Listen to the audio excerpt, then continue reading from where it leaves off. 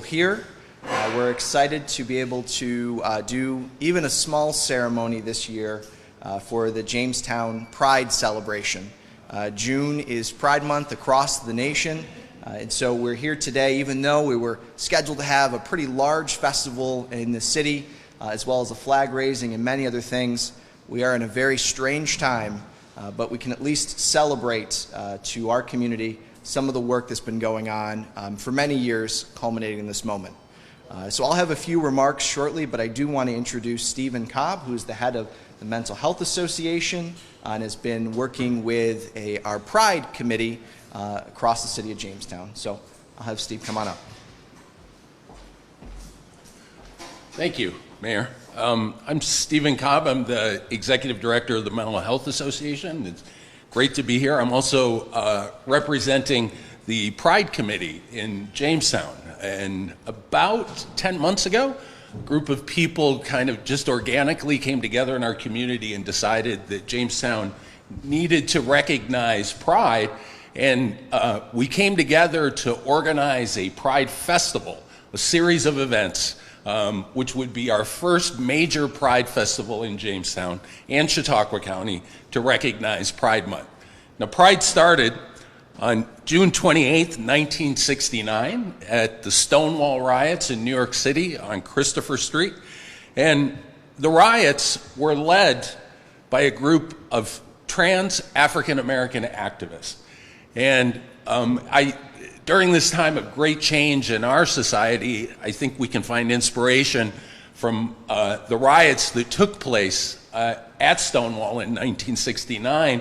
And we can all remember the power of a few committed individuals starting a movement for the greater good of our community. And that's what happened in Stonewall. Today, Stonewall, in Pride, we celebrate with fun and festivities and parades, and we sometimes forget that the gay rights movement, the queer rights movement started with a few people realizing that things had to change, and a revolt started. And we've made great progress. We know there's still progress to make, and that's why we were bringing our Pride Festival to Jamestown in 2020. Pandemics changed things, so we're being flexible and changing, and we're looking forward to 2021. So it's great to be here with you all, and thank you, Mayor, for inviting us to this gathering to recognize Pride in our community. Thank you.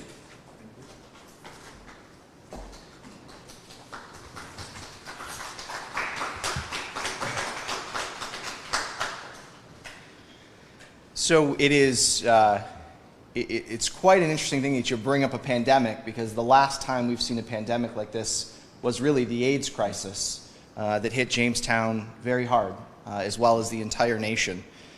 And during that time, like this time, there was a lot of uncertainty, a lot of unknown, and a lot of fear. And I'm glad to say that we've stripped some of that away throughout the years, that we've kind of moved forward. 2 weeks ago, we should have been raising the pride flag high above City Hall and peacefully joining one another in the streets and in our parks to celebrate the incredible diversity we have here in Jamestown. A special way to honor the hard work and determination of the LGBTQ trailblazers that came before us. Those that guided the way to bring light about this incredible community. A way to honor our LGBTQ friends, families, and allies each day who find hope from struggle. And a way to honor how far our city has come, overcoming adversity and shedding the bonds of shame and repentance in order to promote diversity, hope, and inclusion. Today might be a more muted celebration as we continue to face unprecedented times in our nation. I know every time I turn on the news, I feel defeated. I feel as though our community tries to take one step forward and is thrown 2 steps back. But that's the thing about our community. It does not waver. It does not stop fighting. You may knock us down, but we get right back up. 1 week ago today, I was shocked by the news out of Washington. Our now conservative Supreme Court made a landmark decision on LGBTQ workplace rights to rule that a federal law protects workers against discrimination of gender identity and sexual orientation is huge. I'll be honest, I didn't think it'd be something I would see in my lifetime. But it tells me that we're moving in the right direction, that we're pushing forward towards real change in this nation. And it starts right here in Jamestown. On Friday, I stood on Tracy Plaza in solidarity with our community to support Juneteenth and the Black Lives Matter movement. I'll tell you what I said just a few days ago. Right there on the plaza, I said that the only way to make real change is to educate those who are ignorant. It is up to each and every one of us to remember the fight, to remember our struggle, and to educate those who are still stuck in their ways.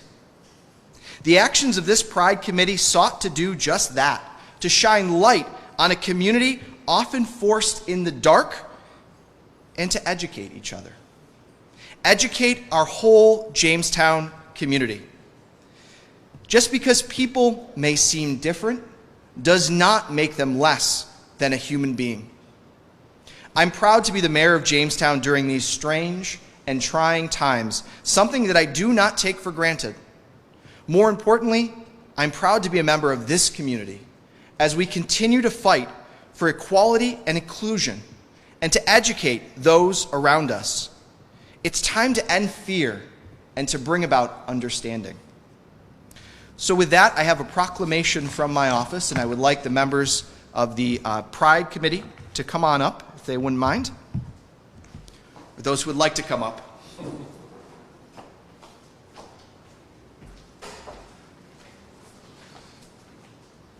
I heard we have babies in tow as well. Come on over. Got some room over here as well. So we have an official proclamation from the mayor's office, and I'm just going to read that to you all today. This is in recognition of Pride Month for June 2020. Whereas the month of June is designated as LGBTQ plus Pride Month and commemorates the Stonewall Rebellion that occurred in June of 1969 in New York City. And whereas the cities around the globe celebrate Pride Month with rallies, marches, parades, large festivals, and I'll note all the things we couldn't do this year, in order to celebrate diversity and the positive impact that LGBTQ individuals have on this world. And whereas we are reminded that every generation has brought us closer to true equality, and recent achievements confirm that society will never stop striving for equality for everyone. And whereas the LGBTQ communities in Jamestown are an integral part of the city of Jamestown, and whereas the city of Jamestown remains committed to protecting the civil rights of our lesbian, gay, bisexual, transgender, and queer communities, now therefore I, Edward A. Sundquist, Mayor of the city of Jamestown, do hereby proclaim the month of June 2020 as Pride Month in the city of Jamestown. And I urge all residents to join in ending prejudice everywhere it may exist, respect and advocate for the rights of all people, and celebrate the diversity in the city of Jamestown. Signed, Edward A. Sundquist, Mayor of the city of Jamestown. So congratulations to the Pride Committee, and congratulations to all of you guys.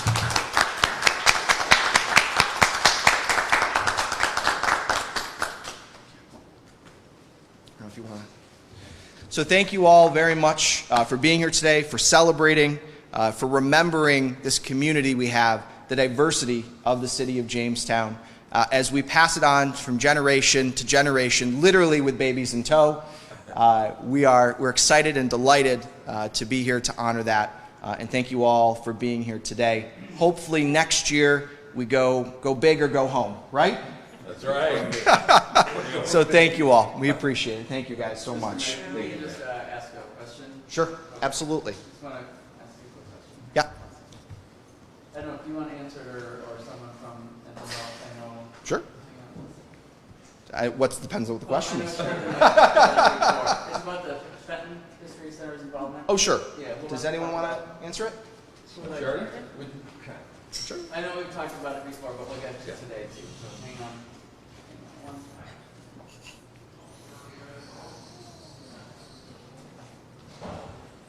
No one from Fenton is here today, right? No, unfortunately. Should I look at you Yeah, guys? just look at us and Okay. not the camera. So, yeah, can you talk a little bit about, again, the grant that was received and the Fenton History Center's involvement in your effort? So the Fenton History Center applied for a grant to chronicle some of the history that hasn't been. We have a lot of diverse communities in the area, and we tend to still chronicle, just some of the politics and some of the majority communities, but the Fenton History Center saw that there was a gap with the queer community. And so what they did was applied for a grant to be able to create a space to gather stories of things that happened in our history, stories of things that are happening right now, and stories of things that are going to happen in the future. And they gathered, or they're going to gather that and create an entire exhibit and an archive of the queer history in Chautauqua County, which is something that, the Pride Committee was very happy to hear happened. But it was something that the Fenton History Center took on itself. They decided to go after this history. They decided to go after this grant with no prompting. So it's an incredible thing to see, the community kind of start to come out in support of our voices, our history, and in support of other communities that are struggling right now. It just seems like a time in pride and in queer liberation where we have some momentum, we have some strength, we have some history and weight behind us that we are starting to want to keep, we want to chronicle, we want to put forward for people to remember how we got here and where we're going to go from here, and how we lend our voices to other communities. There's also an event you said you guys were talking about for October. Is there any more details you can give us about what that may be? Yeah, we are looking to do some sort of event, and we're keeping it very loose, but we are looking to do some sort of event on National Coming Out Day, October 11th. So whether that's online or whether that's in person, it's in collaboration with the Fenton History Center. So we are going to see if we can gather stories of what it's like to be queer in Chautauqua County, or especially because it's National Coming Out Day, coming out stories. Who did you tell? Why did you tell them? What family might you have lost, but what family did you gain? There were our committee head Julia has been helping Noah create this document, which will be on the Fenton History Center's website, where you can give your story to them to keep and to display if you want, but you can also give your story to be displayed in a certain amount of time. Ooh, I'm not used to microphones. So, you can give, they've created this wonderful document to hold these stories. And there are some people we know who are going to give the story and then say, like Mark Twain, publish it after my death, but there's some who are going to give their stories and say just share it as much as you want, because these stories are very personal, and sometimes it's something you want to share immediately, and sometimes it's something you want to share after the pain isn't going to sting so much, or the funny, embarrassing side might not be as funny or embarrassing. So. And when will the exhibit you previously mentioned be open to the public? We are going to gather the stories now, but end of January, beginning of February is when it's going to be, when it's going to be up. Mayor Steve, because of the COVID putting a damper on the celebration, what are some things people in the community can do, or you would recommend they do if they want to advocate or celebrate, probably for the remainder of June or even for the rest of the year? What are some suggestions that you all would have for people in the community who want to step forward and still show their support in spite of the challenges we have? Well, I think some of the great ways to to support the community and being inspired by the community is there's an amazing amount of queer video and film that is actually on Netflix and Amazon and the streaming service that have been put on there specifically for Pride Month. And as we're kind of limited as to what we can reach out and do together as a community, I think it's essential that we know the history of where we've come and possibly where we're going. And I think that's a real great way to connect with the community. There's also a lot of online chat groups and support groups that are all around the country. If you look at the different gay or queer community centers around the country, they have online groups. And actually in Jamestown, at the Mental Health Association, every Tuesday night at 5:30, we have a group called Southern Tier Queer Peers, which is a social support group for people in the queer community, actually anywhere, but we kind of focus on Chautauqua County, but because of online and Zoom, anyone can join. So, and the specific information for that can be found on our website, which is mhachautauqua.org, or on our Facebook page. Super.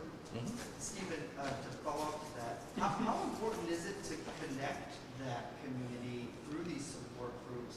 And do you think it's more difficult in rural places like Chautauqua County for people to come out? Yeah, I can speak from personal experience, and I think it is much more difficult in rural areas to support, because individuals we're strong with community, and it's almost impossible to function as an individual unless you have the support of a community. So I think one of the challenges we have here in Chautauqua County is, especially in the rural parts, is getting people connected to the community. I just think that's absolutely essential. So that's one of our challenges as we've thought about as the Pride Committee for our festival going forward, to be able to reach out. While will be held in Jamestown, we view this as something for all of Chautauqua County and the Southern Tier. So it's just essential that we reach out. We've actually explored a possibility of connecting with the outlying libraries in Chautauqua County, and we were kind of in the process of going that direction when COVID happened. So we're hoping maybe in the future, when some of the libraries are able to reopen, we might be able to have the Southern Tier support group in the rural libraries. So, yeah. And Mayor Sundquist, for you, proclaiming the month of June here in Jamestown, why is it so important to support this community from your office, which has a lot of influence on you? Well, I think one of the things that we've noticed across this nation, that if we don't support the communities, whether that's the LGBT community or the Black community or all these other groups that are around here, we start to lose a voice, a very strong voice that needs to be heard. So for me, I've been very diligent about making sure that we are supporting those communities across the city of Jamestown, that we are lifting up those voices to be heard. Because the city of Jamestown is becoming a much more diverse and much more inclusive place. And that is an initiative that my office has taken on and will continue to take on each year that we're in office. Were you seeing widespread support out of COVID? It seemed like just from the sound of it, there was a lot of things that were in the works, and how was the support that you were receiving from the queer community before COVID hit? Sure. So just from my limited view, there's been a lot of support from the community. This was going to be an incredible festival this year with large numbers, I would say, based on what we've seen from the reaction of the community, the outpouring, the support. We are sad to have to see it canceled, but obviously given the pandemic, this is a very difficult time. We really don't want that many people all together as once, which could cause some potential community spread. But we saw a lot of support. We saw a lot of people giving of their time, their energy, their effort to make this a really good event, but really to educate the community. One of the things I said today, which is we need to educate others on what it's like to be a part of that community. And this Pride Committee put together a festival that would do just that. And I'm very proud of them, but sad to say that we had to cancel it this year. But I do know that they'll be back in full force next year. Okay. Anything else? All right, with that, we thank you all. Okay? Thank you. You guys together with the, Yeah. I mean, you can't go physically that close. Thanks, everyone. Thanks, Jason. Yeah, we have to move in closer, not too close. Stay apart, but closer. Well, maybe we could go and like Stagger. Yes. Curve. Stagger always works. make sure we're not spacing.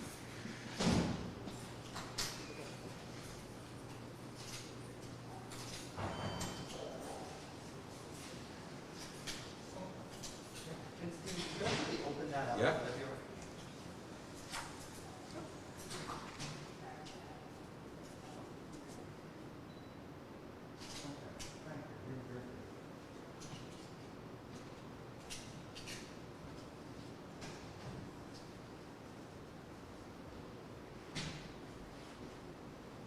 Thank you. Thank you. Thank you all. Yeah. Thank you guys. Thanks. Last name.